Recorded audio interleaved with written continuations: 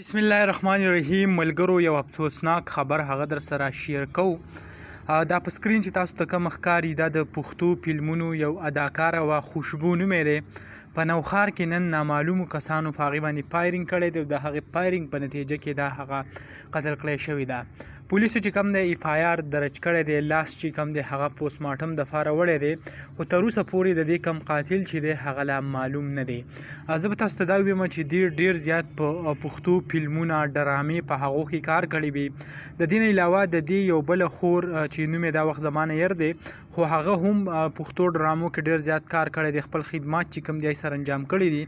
نن چې کوم دی داسې نامعلومه کسان راپاڅېدلي دي او په دې باندې چې کوم دی هغه فایرنګ کړی دی او د هغه فایرنګ په نتیجه کې خوشبو هغه قتل کړی شوې ده.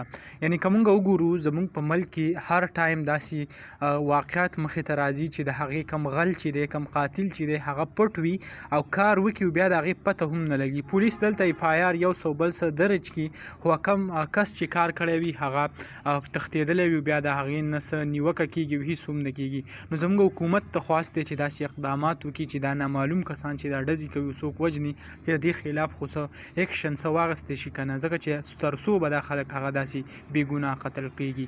دغه افسوسناک خبر چې هغه هم تاسو سره شریک کړو. انشاءالله بلې ویډیو کې ملاوي. الله حافظ.